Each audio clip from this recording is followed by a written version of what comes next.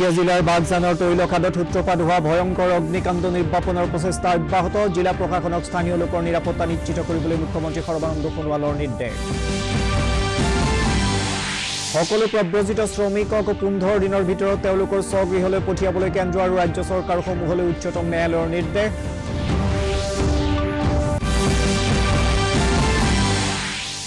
আৰু অসমত কোভিড-19 ৰোগত আক্ৰান্তৰ সংখ্যা 3000 অতিক্ৰম সমগ্ৰ দেশত 1,29,000তকৈ অধিক লোকৰ চিকিৎসাৰ যোগেদি আৰোগ্য লাভ নমস্কাৰ পুৱাৰ বাতৰিলৈ স্বাগতম ষ্টুডিঅত মই নৱজিত ডেকা এতিয়া বিতং বাতৰি তিনিচুকীয়া জিলাৰ বাগজানৰ 5 নম্বৰ তৈলখাদত কালি ভয়ংকৰ অগ্নিকাণ্ডৰ সূত্ৰপাত হয় উল্লেখযোগ্য যে যোৱা 26 মেৰ পৰা অবিৰতভাৱে তৈলখাদৰ পৰা গেছ নিৰ্গত হৈ আছিল তৈলখাদৰ পৰিষ্কাৰকৰণৰ সময়ছোৱাতে এই অগ্নিকাণ্ডৰ সূত্ৰপাত হয় তিনিচুকীয়াৰ পৰা আমাৰ সংবাদদাতাই জনোৱা মতে আজি পুৱালৈকে জুই নিৰ্বাপন কৰিব পৰা হোৱা নাই আৰু জুইৰ ওচৰৰ কেতবোৰ ঠাইলৈ বিয়পি পৰিছে জুই নিৰ্বাপনৰ বাবে সিংগাপুৰৰ পৰা অহা তিনিজনীয়া বিশেষজ্ঞৰ দলে বাগজানত উপস্থিত হৈ অত্যাধুনিক ৰবটিক হা সৰঞ্জামেৰে জুই নিয়ন্ত্ৰণৰ প্ৰচেষ্টা চলাই আছে জুই সম্পূৰ্ণকৈ নিয়ন্ত্ৰণ কৰিবলৈ প্ৰায় 4 সপ্তাহ সময় লাগিব বুলি বিশেষজ্ঞসকলে মত পোষণ কৰিছে তৈলখাদটোৰ আশে-পাশে থকা প্ৰায় 2000 লোকক নিৰাপদ স্থানলৈ স্থানান্তৰিত কৰা হৈছে অইল ইণ্ডিয়া লিমিটেডে ক্ষতিগ্ৰস্ত লোকসকলৰ উপযুক্ত ক্ষতিপূৰণ দিয়া হ'ব বুলি ইতিমধ্যে ঘোষণা কৰিছে ইফালে ৰাজ্যৰ মুখ্য সচিব কুমাৰ সঞ্জয় কৃষ্ণই সেনা আৰু বায়ু সেনা বাহিনীক যিকোনো পৰিস্থিতিৰ লগত মুকাবিলা কৰিব পৰাকৈ হাজু হৈ থাকিবলৈ নিৰ্দেশ দিছে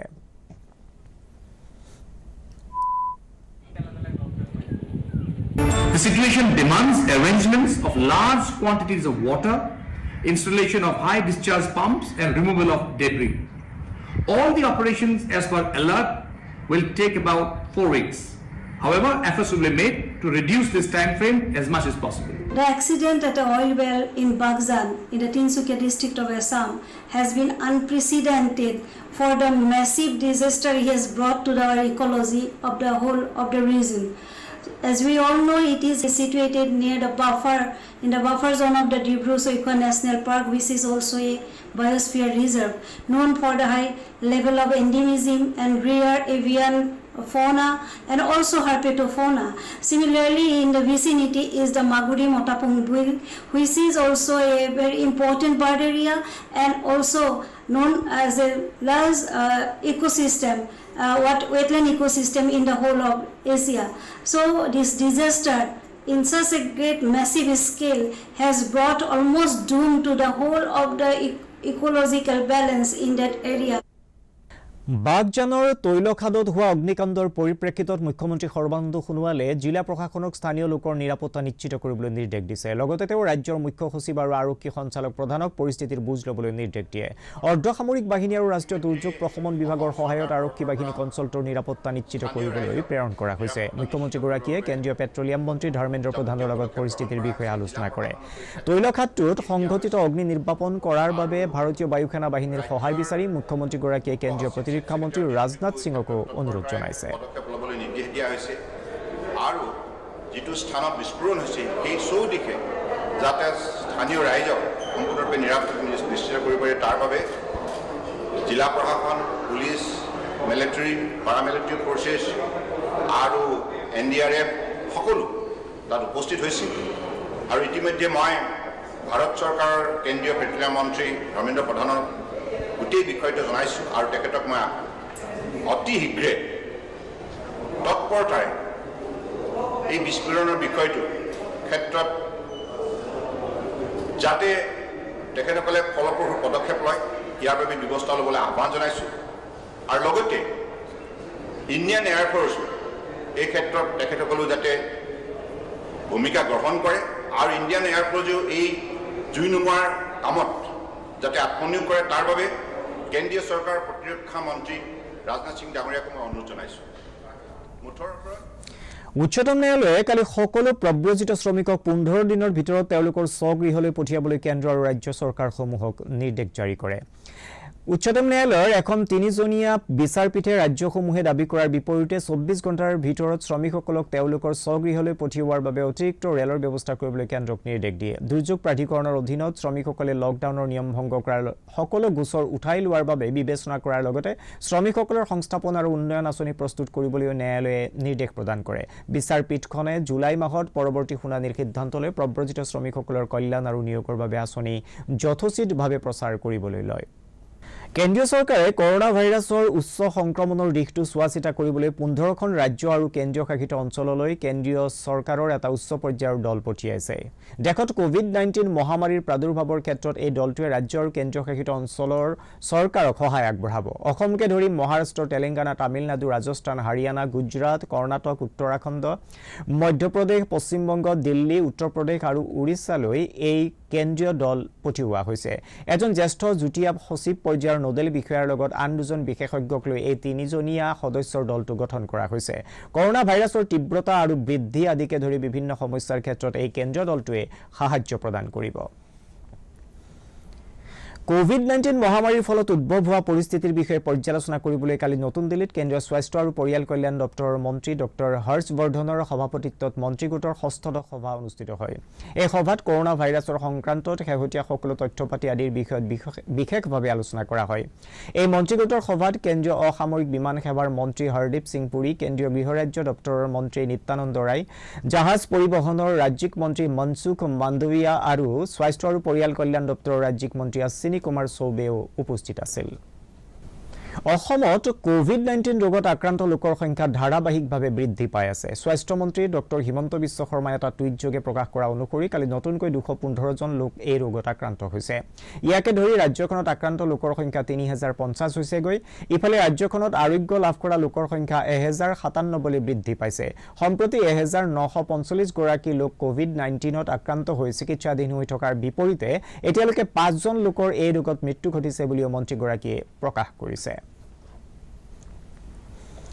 ভাৰতত কোভিড-19ত আক্ৰান্ত হৈ আৰোগ্য লাভ কৰা লোকৰ হাৰ 48.46% হৈছে গৈ দেখত এই পৰ্যন্ত মুঠ 1,29,313 গৰাকী লোক চিকিৎসাৰ যোগেদি আৰোগ্য লাভ কৰিছে কেন্দ্ৰীয় স্বাস্থ্য মন্ত্ৰালয়ৰ তথ্যমতে দেখত যোৱা 24 ঘণ্টাত প্ৰায় 10,000 গৰাকী নতুনকৈ এই ৰোগত আক্ৰান্ত হৈছে আৰু আক্ৰান্তৰ মুঠ সংখ্যা 2,66,598 হৈছে গৈ এই পৰ্যন্ত 7,471 গৰাকী লোক ৰোগত আক্ৰান্ত হৈ মৃত্যুবৰণ কৰে ভাৰতীয় চিকিৎসা গৱেষণা পৰিষদৰ মতে 1,41,642টা কৰোনা ভাইৰাছৰ নমুনা যোৱা 24 ঘণ্টাত পৰীক্ষা কৰা হৈছে বুলি জানিব পৰা গৈছে অসমৰ শক্তি দক্ষতাৰ ক্ষেত্ৰত এক আমূল পৰিৱৰ্তন সাধনৰ উদ্দেশ্যেৰে আৰু এক সুস্থ বাণিজ্যিক পৰিৱেশ গঢ়ি তোলাৰ উদ্দেশ্যে অসম হাইড্ৰকাৰ্বন আৰু শক্তি কোম্পানীৰ সৈতে কেন্দ্ৰীয় চৰকাৰৰ অধীনস্থ এনাৰ্জি এফিচিয়েন্সি সাৰ্ভিসেছ লিমিটেডৰ মাজত কালি গুৱাহাটীস্থিত জনতা ভৱনত এখন বুজাবুজিৰ চুক্তি স্বাক্ষৰিত হয় ভিডিঅ' কনফাৰেন্সিং যোগে সম্পাদিত হোৱা এই চুক্তি স্বাক্ষৰ অনুষ্ঠানত হাইড্ৰকাৰ্বন কোম্পানীৰ পৰিচালন সঞ্চালক VS ভাস্কৰ আৰু এনাৰ্জি এফিচিয়েন্সি সাৰ্ভিসেছ লিমিটেডৰ পৰিচালন সঞ্চালক সৌৰভ কুমাৰে অংশগ্ৰহণ কৰে অসমৰ পাহাৰীয়া জিলা ডিমা হাছাওৰ সদৰ হাফলঙত কালি দুদিনীয়া কাৰ্যসূচীৰে স্বাস্থ্য মন্ত্ৰী ডক্টৰ হিমন্ত বিশ্ব শৰ্মা আৰু ৰাজ্যিক স্বাস্থ্য মন্ত্ৰী পীযুষ হাজৰিকা প্ৰমুখ্যে কাৰ্বি আংলং স্বায়ত্তশাসিত পৰিষদৰ মুখ্য কাৰ্যবাহী সদস্য তুলিৰাম ৰংহাঙে খেৰণীস্থিত আদৰ্শ চিকিৎসালয়খন পৰিদৰ্শন কৰি কোভিড-19ৰ বিৰুদ্ধে যাৱতীয় প্ৰস্তুতি সন্দৰ্ভত বুজ লয় পৰিদৰ্শন কালত মন্ত্ৰী শৰ্মাই অহা 15 জুনৰ পাছৰ পৰা পৰিস্থিতি নিয়ন্ত্ৰণ হ'ব বুলি সংবাদ মাধ্যমক অৱগত কৰে ইয়াৰ পিছতে তেওঁ ডংকামুকাম আৰু হামব্ৰেনত উপস্থিত হৈ জিলা প্ৰশাসন আৰক্ষী প্ৰশাসন আৰু পৰিষদৰ শীৰ্ষ নেতৃবৰ্গৰ সৈতে কোভিড-19 প্ৰতিহত কৰাৰ প্ৰস্তুতি সন্দৰ্ভত এখন বৈঠকত মিলিত হয় আৰু বিধায়ক মনসিং ৰংপি ডাঙৰীয়াৰ উপস্থিতিত অটোনমাস কাউন্সিল আৰু জিলা উপায়ুক্ত আৰক্ষী অধীক্ষক সকলোৰে সৈতে আমি বৈঠকত বহো আৰু পৰিৱেশৰ বিষয়ে আমি বুজ লওঁ এই জিলাৰ পৰা প্ৰায় 23 গৰাকী ব্যক্তি পজিটিভ হৈছে তেওঁলোকৰ চিকিৎসা চলি আছে খেৰণী মডেল হস্পিটেলখনক আমি পেচেণ্ট ৰাখিব পৰাকৈ উপযুক্ত কৰি গঢ়ি তোলাৰ বাবে আমি চেষ্টা কৰি আছো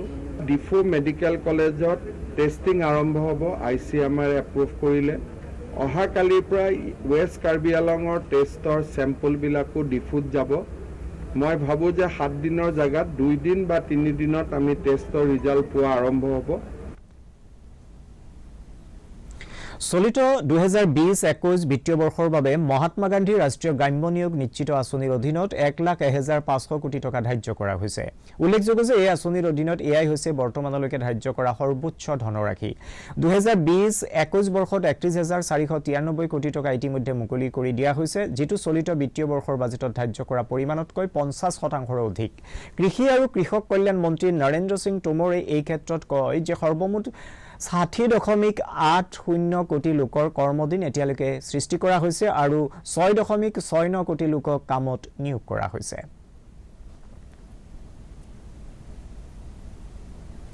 মানৱ সম্পদ উন্নয়ন মন্ত্ৰী ৰমেশ পোখৰিয়াল নিশাংকে কালি কয় যে চৰকাৰে বহু শিক্ষক আৰু অভিভাৱকৰ অনুৰোধ মৰ্মে সাম্প্ৰতিক সময়ৰ প্ৰতি লক্ষ্য ৰাখি অহা শৈক্ষিক বৰ্ষৰ বাবে পাঠ্যক্ৰমৰ লগতে পাঠদানৰ সময়ৰো সংশোধনৰ ব্যৱস্থা গ্ৰহণ কৰিব। এটা টুইটযোগে নিশাংকে সকলো শিক্ষক, শিক্ষাবিদ তথা শৈক্ষিক প্ৰতিষ্ঠানসমূহক নিজৰ নিজৰ মতামত প্ৰেৰণ কৰিবলৈ আহ্বান জনাইছে। এই ক্ষেত্ৰত মন্ত্ৰালয়ৰ টুইটাৰ আৰু ফেচবুক পেজৰ লগতে চিলেবাছ ফৰ ষ্টুডেণ্টছ 2020 হেছটেগৰ জৰিয়তে মতামত প্ৰেৰণ কৰিব পাৰে।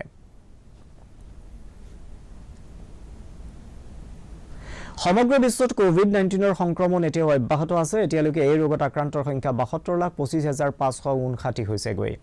আৰোগ্য লাভৰ সংখ্যা 75,59,441 হোৱাৰ বিপৰীতে মৃত্যুৰ সংখ্যা হৈছে 4,09,292। এই ৰোগত সৰ্বাধিক ক্ষতিগ্ৰস্ত হৈছে আমেৰিকা যুক্তৰাষ্ট্ৰ, তাৰ পিছতে আছে ব্ৰাজিল, ৰাছিয়া, স্পেইন আৰু গ্ৰেট ব্ৰিটেইন। আমেৰিকাত 20,26,597 জন, ব্ৰাজিলত 7,10,887 জন আৰু ৰাছিয়াত 4,85,253 জন লোক এতিয়ালৈকে কৰোনাত আক্ৰান্ত হৈছে। ৰাষ্ট্ৰীয় ঘাইপথ আৰু পৰিবহণ মন্ত্ৰী নীতিন গাডকাৰীয়ে কালি প্ৰকাশ কৰে যে যান-বাহনৰ নথিপত্ৰ বৈধতাৰ সময়সীমা অহা ছেপ্টেম্বৰ মাহলৈকে বৃদ্ধি কৰা হৈছে। দেশত কোভিড-19 ৰোগৰ ফলত উদ্ভৱ হোৱা পৰিস্থিতিৰ পৰিপ্ৰেক্ষিতত চৰকাৰে এই সিদ্ধান্ত গ্ৰহণ কৰিছে। তেওঁ কয় যে এই সন্দৰ্ভত সকলোবোৰ ৰাজ্য আৰু কেন্দ্ৰীয় শাসিত অঞ্চললৈ প্ৰয়োজনীয় নিৰ্দেশনা জাৰি কৰা হৈছে। 25 या उतने ही लोग जाए तो एक गाड़ी में केवल 4 ही लोग बैठे, ड्राइवर और 3, एक सामने और 2 पीछे में। तो धीरे धीरे हमको कुछ समय तक इन सब बातों का पालन करना होगा जी। और मेरा विश्वास है कि अब उद्योग भी शुरू हो रहे हैं, काफी शुरू हुए। हमारे नेशनल हाईवे का ट्रैफिक 70% तक आ गया, 80% तक चला जाएगा अभी। और एक्सपोर्ट इंपोर्ट चालू हुआ, हमारे पोर्ट अच्छे तरह से शुरू हुए। एक तरफ हमारा लाइफ नॉर्मलाइज भी हो रहा है और दूसरी तरफ संक्रमण का धोखा भी है। तो स्वाभाविक रूप से हमें चिंता करनी पड़ेगी कि हम इसके शिकार न बने और इसलिए प्रिवेंटिव मेजर्स जो है वो हमको सबको करनी पड़ेगी। जो भारत सरकार और राज्य सरकार की जो गाइडलाइंस है उसका पालन करना होगा। শ্ৰমিক বিশেষ ৰেলগাড়ী প্ৰয়োজন হোৱা ৰাজ্যসমূহক 24 ঘণ্টাৰ ভিতৰত ভাৰতীয় ৰেলৱেৰ সংশ্লিষ্ট কৰ্তৃপক্ষক অৱগত কৰিবলৈ আহ্বান জনাইছে। ৰেলৱে বৰ্ডৰ অধ্যক্ষ বিনোদ কুমাৰ যাদৱে কয় যে ভাৰতীয় ৰেলৱে ৰাজ্যসমূহৰ অনুৰোধ মৰ্মে 24 ঘণ্টাৰ ভিতৰতে এনে ৰেলগাড়ী সেৱা যোগান ধৰিব। প্ৰয়োজন সাপেক্ষে অতিৰিক্ত বিশেষ শ্ৰমিক ৰেলগাড়ী চলোৱাৰো ব্যৱস্থা কৰা হ'ব। উল্লেখযোগ্য যে ৰেল বিভাগে যোৱা 1 মে'ৰ পৰা 4,347খন শ্ৰমিক বিশেষ ৰেলগাড়ী প্ৰৱৰ্তন কৰি দেশৰ বিভিন্ন ঠাইলৈ প্ৰায় 60 লাখ প্ৰব্ৰজিত শ্ৰমিকক নিজ নিজ গন্তব্যস্থানলৈ অনা নিয়াৰ ব্যৱস্থা কৰিছে। নগাঁও জিলাৰ ৰহাত কোভিড-19ত একেটা পৰিয়ালৰ 3 জন লোক আক্ৰান্ত হোৱাত অঞ্চলটোত প্ৰতিক্ৰিয়া সৃষ্টি হৈছে। এই অঞ্চলটো জিলা প্ৰশাসনে ইতিমধ্যে কণ্টেইনমেণ্ট জোন হিচাপে ঘোষণা কৰি সমগ্ৰ অঞ্চলটো চেনিটাইজ কৰাৰ ব্যৱস্থা কৰিছে।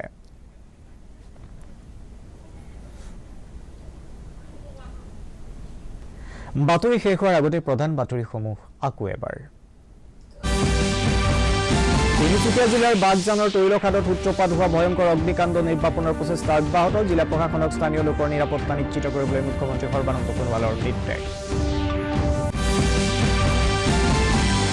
সকলো প্ৰব্ৰজিত শ্ৰমিকক 15 দিনৰ ভিতৰত তেওঁলোকৰ স্বগৃহলৈ পঠিয়াবলৈ কেন্দ্ৰ আৰু ৰাজ্য চৰকাৰসমূহলৈ উচ্চতম ন্যায়ালয়ৰ নিৰ্দেশ।